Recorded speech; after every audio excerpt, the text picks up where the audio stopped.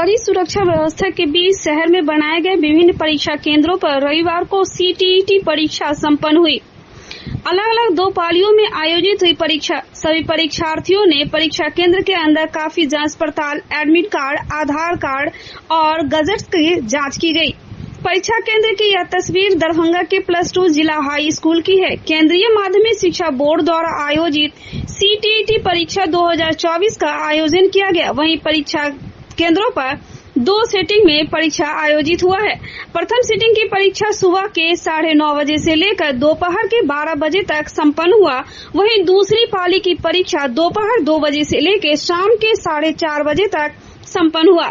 परीक्षा केंद्र पर किसी भी परीक्षार्थी को मोबाइल फोन, ब्लूटूथ, किसी भी प्रकार के गैजेट्स, इलेक्ट्रॉनिक उपकरण ले जाने की अनुमति नहीं थी। सभी परीक्षार्थियों का एडमिट कार्ड से फीस की मिलान की गई और परीक्षा केंद्र पर अंदर जाने दिया जा रहा था। काफी बारीकी के साथ जांच पड़ताल की जा रही थी। कैसी तैयारी किया है परीक्षा को लेकर?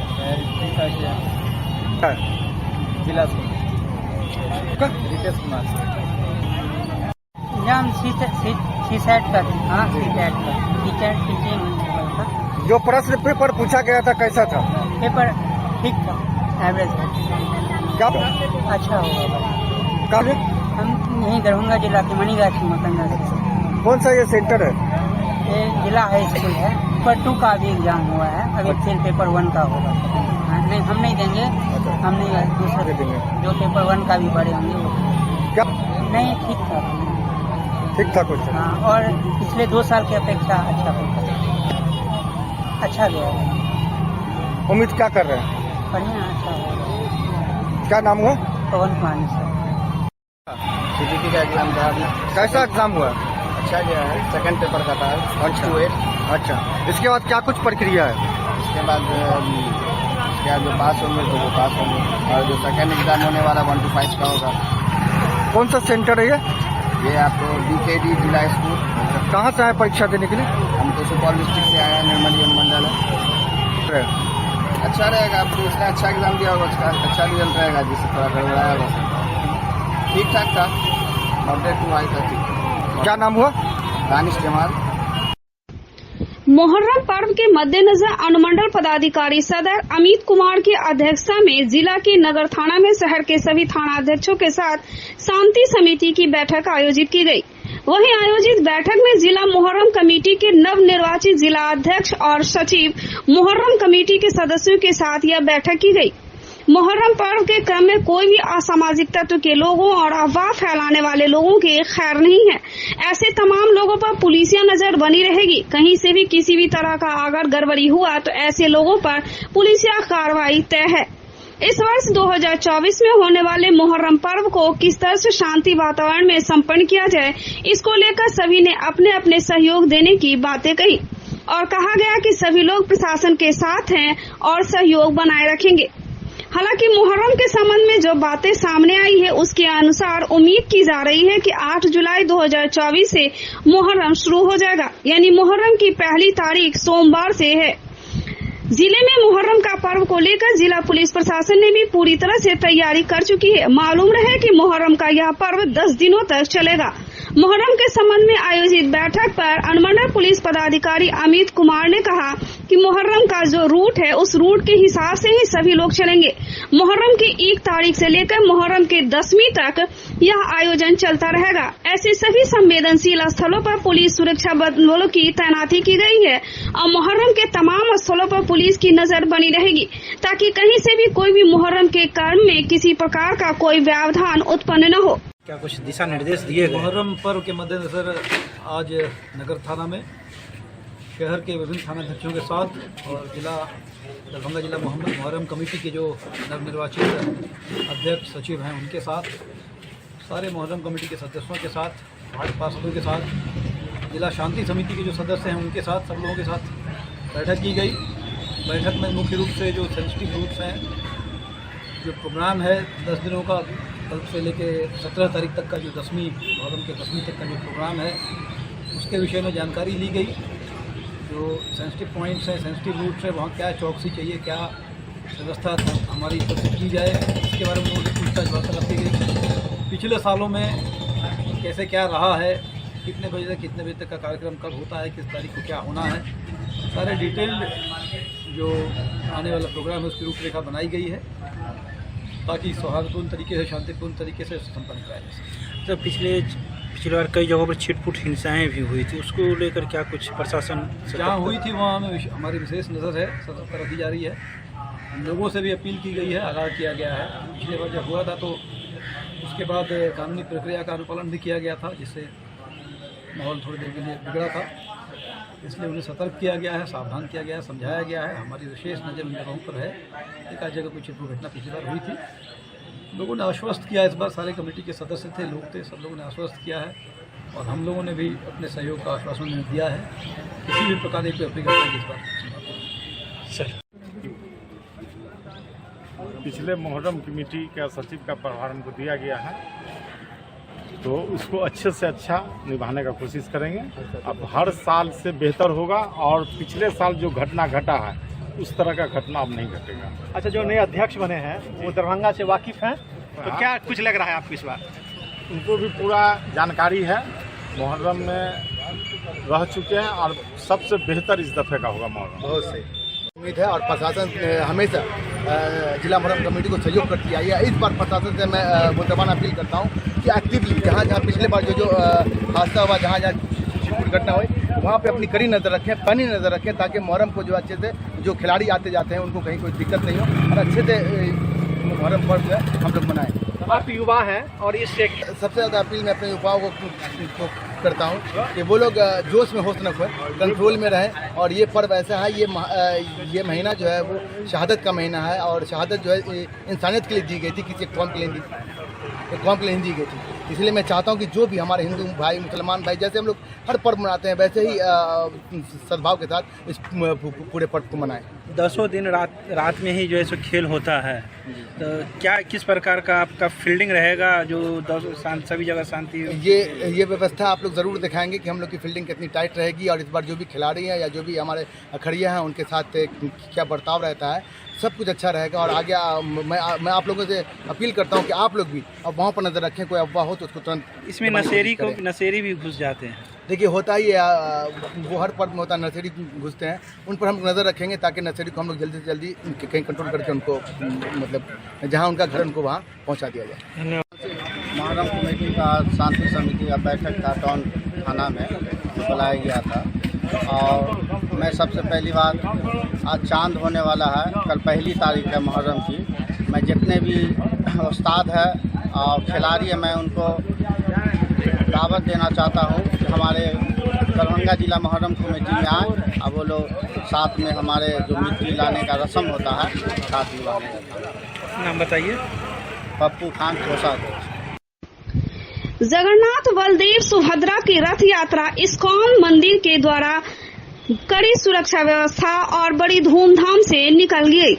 इस्कॉन दरभंगा मंदिर के प्रबंधक लक्ष्मण कृपा दास प्रभु जी ने बताया कि यात्रा में सैकड़ों लोगों ने भाग लिया और भगवान को बड़े ही आधुनिक रथ पर विराजमान करके रथ को भक्तगण रस्सी से खींच रहे थे और रथ के आगे झाड़ू से रास्ते को भी साफ किया जा रहा था। भगवान की असीम कृपा प्राप्ति के लिए यात्रा में दरभंगा, मधुबनी, समस्तीपुर जिले के श्रद्धालु भक्त भी शामिल हुए।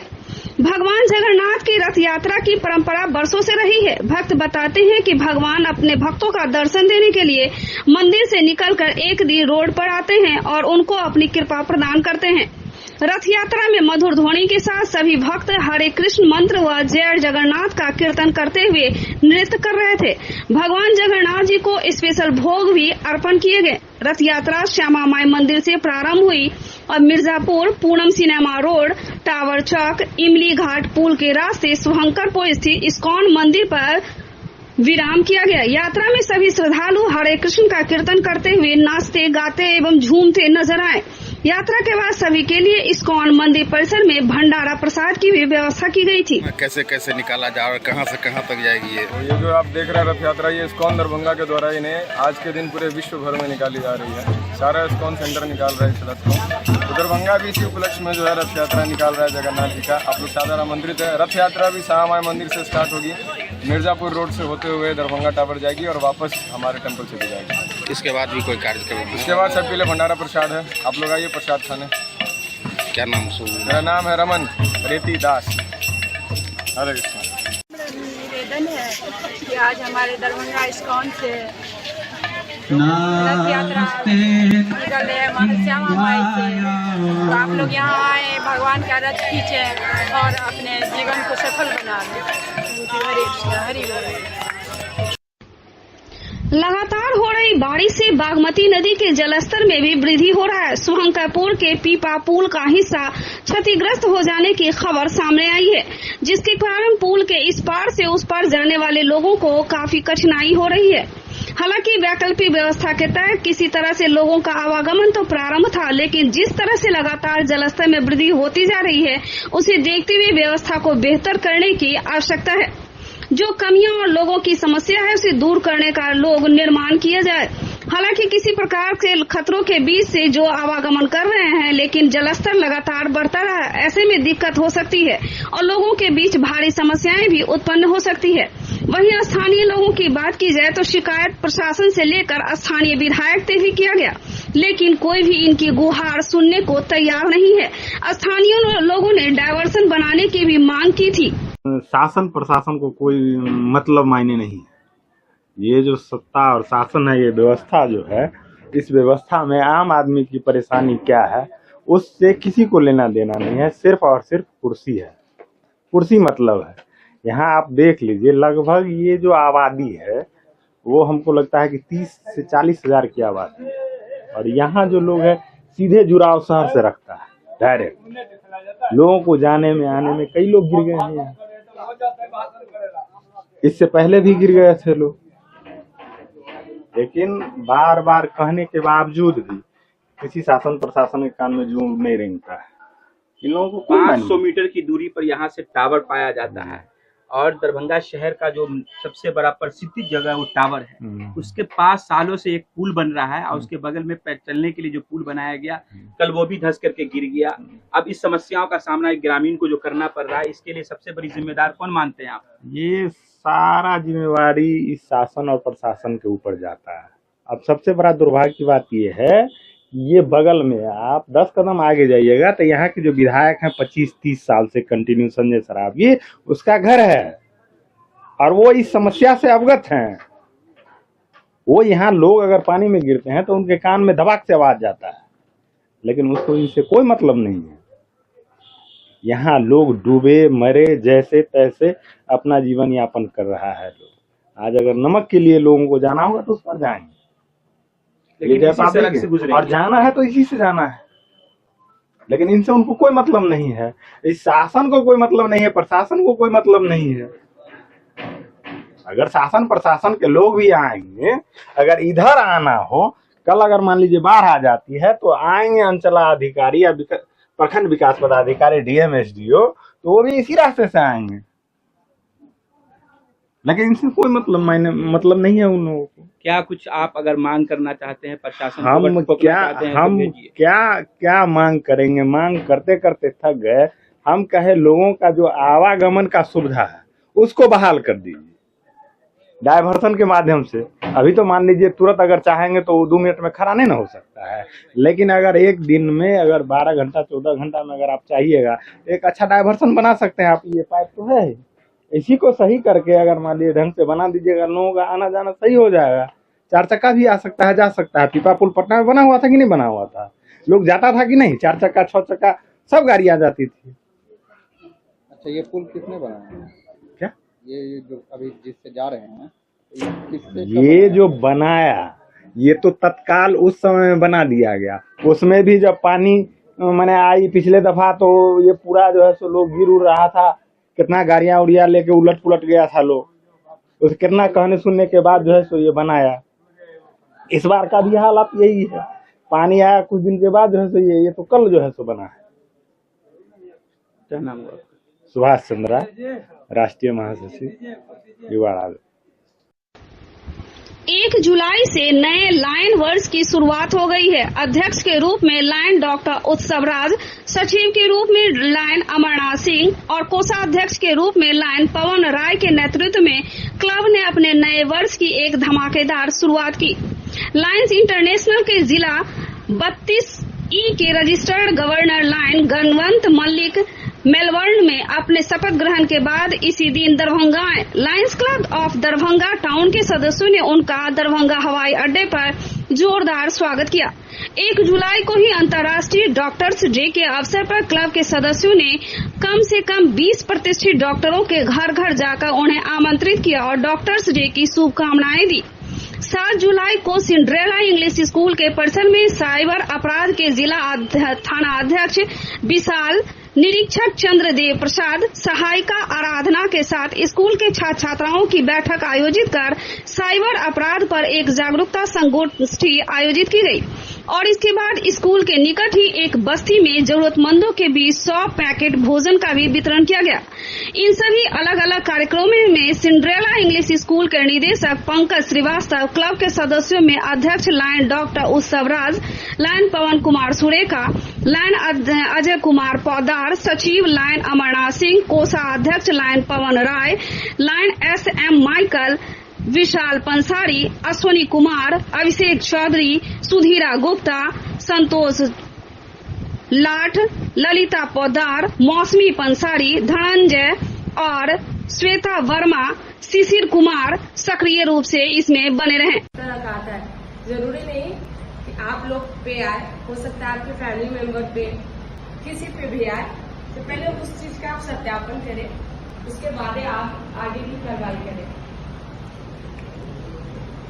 किया है तो मुझे लगता है कि ये एसएसपी साहब तक भी पहुंचेगा और मैं आप लोगों को बताना चाह रहा हूं कि Lions club of Darbhanga town ये अवेयरनेस प्रोग्राम जन जन तक ले जाएगी और अगर विशाल सर का सपोर्ट रहा तो लगभग 10 ऐसे वर्कशॉप हम करेंगे। और सबसे पहले सिंड्रेला इंग्लिश स्कूल का फिर से मैं धन्यवाद देता हूं कि जिसने इतने शॉर्ट नोटिस पे रिस्पॉन्स दिया। इसी बीच हमारे बीच अश्विनी जी हैं, मैं उनका स्वागत करना चाहूंगा। हमारे क्लब के मेंबर हैं और साथ में माउंट समर इंग्लिश स्कूल के प्रिंसिपल भी। अब मैं आपके बीच चैम्बर ऑफ कॉमर्स के प्रेसिडेंट अजय जी को बुलाना चाहूंगा। अजय जी आए और 2 शब्द रखें।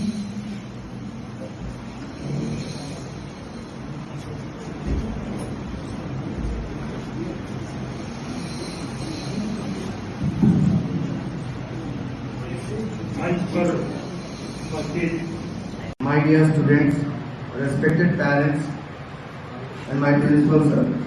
First of all, I would like to welcome you all on this auspicious occasion of a workshop on cyber awareness in schools in association with Lions Club of Darbhanga. So please have a big round of उपयोगी है और आवश्यक भी है। Crime, general crime है, उससे कहीं बहुत ज्यादा खतरनाक आज के दिन साइबर क्राइम है। और मॉनसून ने अपनी पहली दस्तक दी और दस्तक देते ही दरभंगा जिला डूबने लगा है। दरभंगा जिला में बहने वाली नदियों के जलस्तर में लगातार वृद्धि होती जा रही है। वहीं अधवारा समूह के धौंस नदी पर बना बांस का चचरी पुल के डूबने की भी बात सामने आई है और ऐसे में किस तरह से अच्छा लोगों का आवागमन इत्यादि हो रहा है, यह तस्वीर भी दिखा रहे हैं। जिले में मानसून के साथ ही जिले से गुजरने वाली नदियों के जलस्तर में वृद्धि होने की बात भी आई है। मानसूनी वर्षा भी चल रही है। इस बीच अधवारा समूह के धौंस नदी के जलस्तर में वृद्धि के साथ ही कमतौल थाना क्षेत्र अंतर्गत टेक्टार बाजितपुर घाट के पास बना बांस का चचरी पुल के बारे में बताया जाता है कि डूब गया है, जिस कारण लोगों का वैकल्पिक व्यवस्था एक रास्ता ही बना है। और इधर जिले के कमला, कोसी नदी सहित अन्य नदियों के जलस्तर में भी लगातार वृद्धि बनी हुई है। अगर ऐसा ही हालत रहा और लगातार मानसून अपना प्रकोप दिखाता रहा तो दरभंगा समूह की अधवारा नदियां जो भी जलस्तर है उसकी वृद्धि होती रहेगी। देखिए, हम लोग जो है उन लोगों को जिता दिए हैं। जिताने के बाद में कह रहा था कि पुल बना देंगे, अब पुल नहीं बनाता है और नैया भी नहीं दे रहा है, नहीं। और उसके बाद न पुल बनावे पत्थर वाला, तो कम से कम स्टीमर वाला पुल बनवा दीजिए। यहाँ सो भी नहीं बनवा रहा है और न काठ वाला लोहा वाला पुल बना देता है, कहते हम बना देंगे। अब हम लोग क्या करेंगे, अब बताइए क्या मांग करते हैं? क्या हम लोग मांग करते हैं यही कि एक तो पुल बना दीजिए यहाँ पर, और उसके बाद जो है से बाल बच्चा सब आन जान करेगा पढ़े लिखे के लिए, अब पब्लिक जाएगा। और मधुबनी दरभंगा जिला का दोनों का जुटान है, और वो कह रहा है कि बना देंगे, बनाने के बाद बना ही नहीं दे रहा है। पानी कब से बढ़ रहा है? पानी 2-3 दिन से बढ़ने लगा है, इतना रफ्तार में पानी बढ़ रहा है कि हद से ज़्यादा नहीं। ये आगे टूटा है, आगे ना आगे टूटा है। कहाँ से है आप? दरभंगा मारा है। कहाँ जाइएगा? अपने घर जाएंगे बाईपुर। चलिए ठीक। दरभंगा जिला और मधुबनी जिला के बीच में है।